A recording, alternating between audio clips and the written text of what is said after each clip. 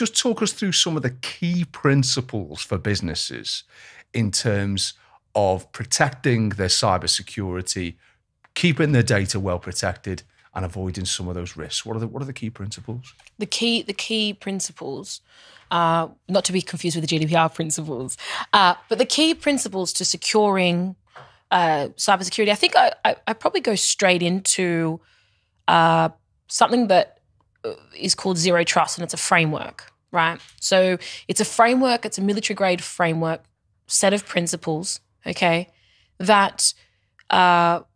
I'm not sure who coined it, though it's very well pushed in, the cybersecurity industry, very well pushed by Microsoft, for instance, and the large security players. Now, it's a framework that encompasses three main principles, and that's assume breach, let me get this right, assume breach, verify explicitly, and then least privilege access, okay? And basically, you want, there are 6 defense areas, and that's identities, endpoints, applications, networks, infrastructure, and data. So that's actually the cybersecurity infrastructure. It's not just data. It's actually all of those points.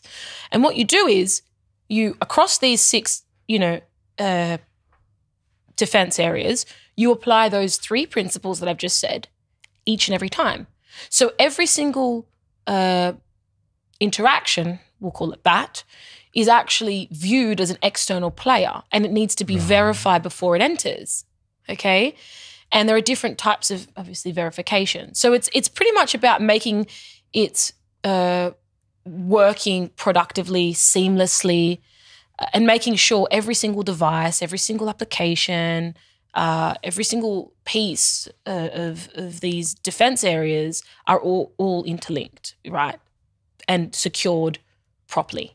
And could that be, you use the word device there, so is that literally sort of thinking of like hardware there, just making sure that your laptop, you're changing your passwords frequently, you've got proper backup, you've got, what do they call it now? Encryption as well. You need, you need encryption. The other thing as well, you mentioned passwords, and this is a really, it's spoken about it again in the security world, but it's not spoken about enough. Passwords are really insecure. Yeah. Because people forget them, they write them down, they leave them on a piece of paper, they just change like one character when they have to change them again. You literally have to remember so many different things in your head that you can't possibly remember a password.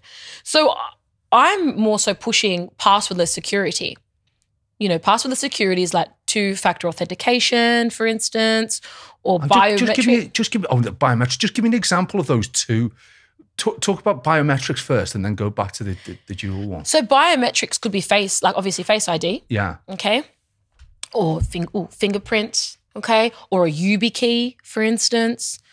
And that's actually being able to log in to certain devices. But YubiKey is not obviously biometric. It's a different type of passwordless. But biometric, of course, is all to do with, the person. So. And to what extent, because it does feel that that's got to have a big part in the solution, doesn't it? Yeah, well, 80% of attacks are based off passwords. Yeah, that's a minimum. Like that's a minimum data piece there. Like as in 80%. That's a lot. And is that unbreachable in terms of, say, Face ID? Is there any way which a hacker could? I can't think. Do you think, these days of deep fakes? I was about to say deep fakes, yeah. Could they create an image of me which could effectively pass Face ID so they could access my phone? Is that a risk? I genuinely believe that they could as well. Yeah. So look at what happened with the Pope. Of course, he had a puffer jacket on or something, didn't he? Puffer jacket. I actually saw that and I thought, that actually looks so good. Oh, it did? And then I didn't realise it was just a deep fake. But it looks great. It looks very realistic. Yeah. So again, passwordless, yes, I know exactly what you're saying. So maybe not biometric then. For instance, if we're going down the advent of that, then a YubiKey would be much better. What's a YubiKey? YubiKey is it's actually a product. So I think it's YUBI and then key. And it's essentially like a little key that you can put on your key ring. And then you have to, I'm not exactly sure 100% of how it works, but Yeah, essentially, I can put the link in. Could someone? Well, we'll put a link in the description. Couldn't someone just steal it though? No, but I believe it's locked in some way or shit. Yeah.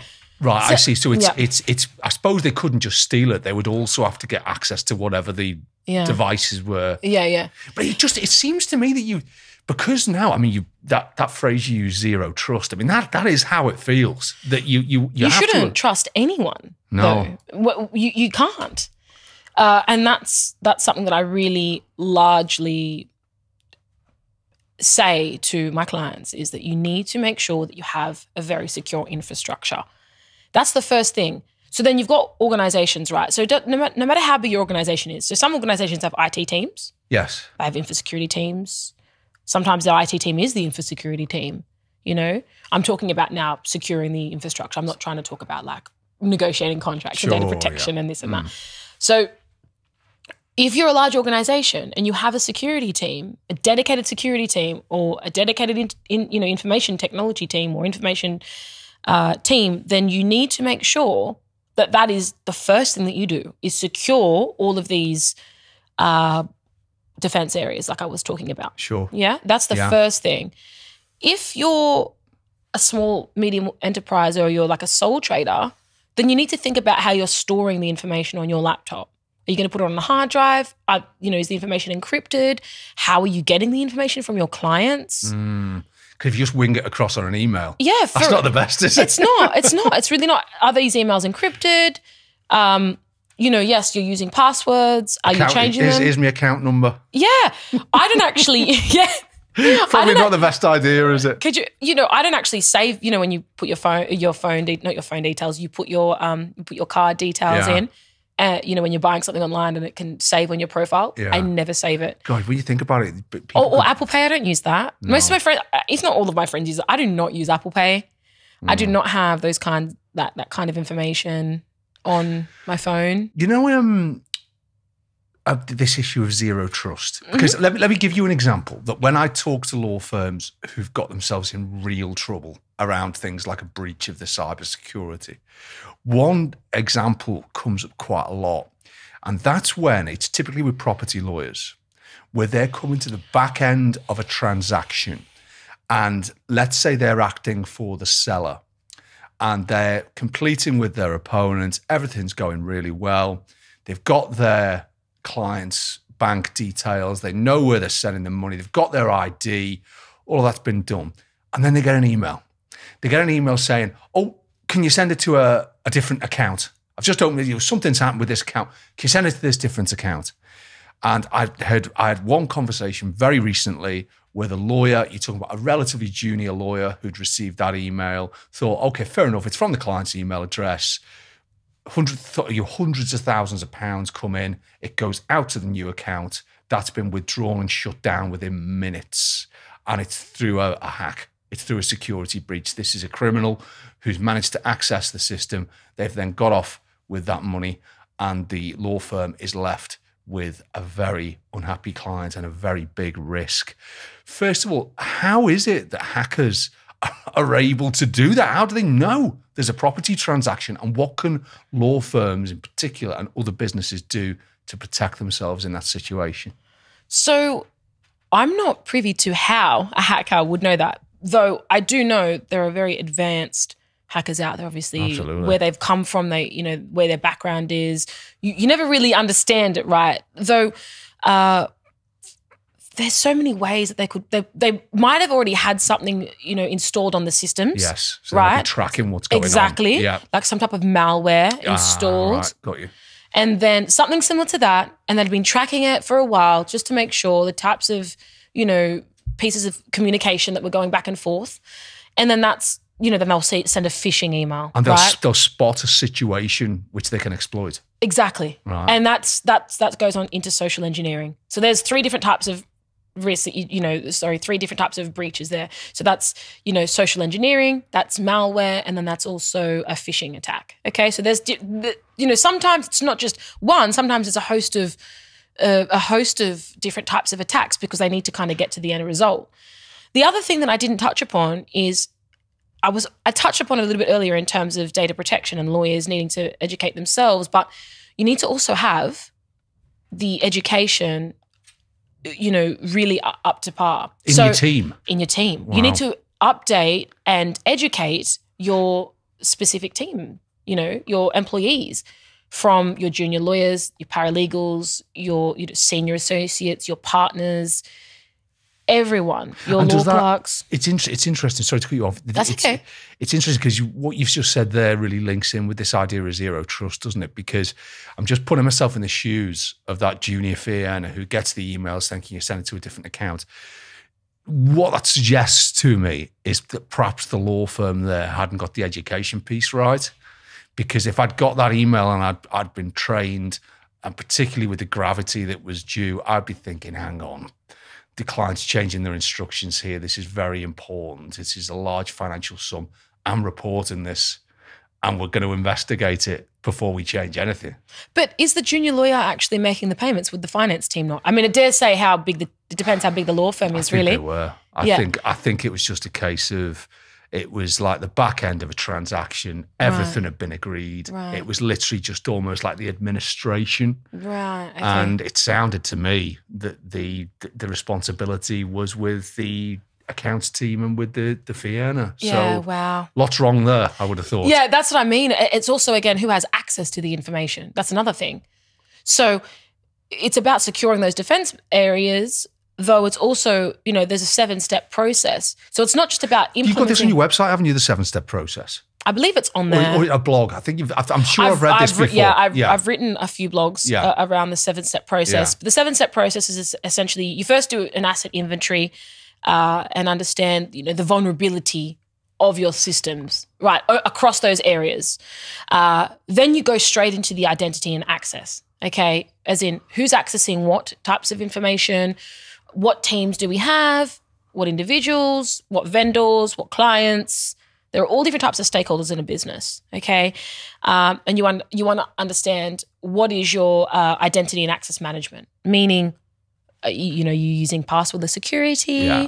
Are you using passwords? If not, what's your minimum standard of a password? Is it X amount of letters, numbers, special characters? How often do they need to be changed? The next part is intelligent endpoint protection. So, of course, protecting all of your endpoints. So endpoints meaning from A to B, essentially. Is that more your processes then, is it, in terms of who it is who operates those? As in the process of movement of data. Yeah. Well, I mean, it's transferring the data. Yeah, it might not just be it could just be like, on the system. It might not just be it could be just one person transferring it into one, across one device or whatnot. Then it's, again, logical and physical segmentation. That's really important. So segmenting the data from sensitive and non-sensitive, for instance. Right. Okay, that's really important.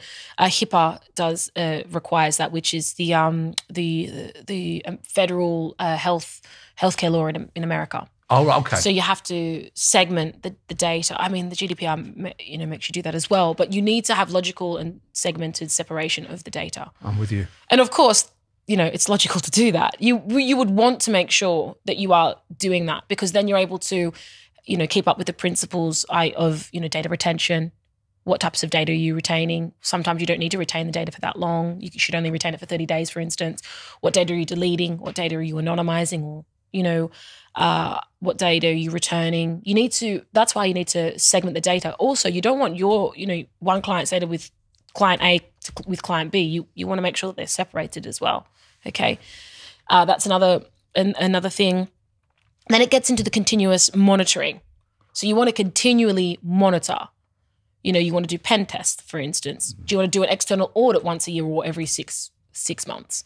Do you want to, let's say, for instance, go and get your SOC 2 compliance, which adds to your credibility, saying that you have a high level of security, for instance.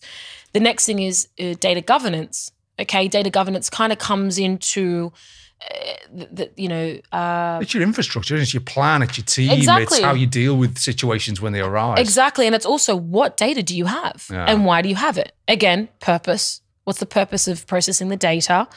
And the data limitation, data minimization. You want to make sure that you don't have too much data, because you want to make sure that you're in alignment with GDPR principles. Indeed. As well as the DPA that you would have signed if you're processing information with your clients. And then the last point is the employee awareness piece. awareness and adoption. Right, got you. So are they doing what they're supposed to? Yeah. Rolling Makes out sense. an internal and a good substantial internal training piece that covers info security, confidentiality. I even put in, intellectual property, which is so important for technology and SaaS companies, and also data protection, of course. So you really want to keep instilling, those particular principles across your organization. Those are, really important points.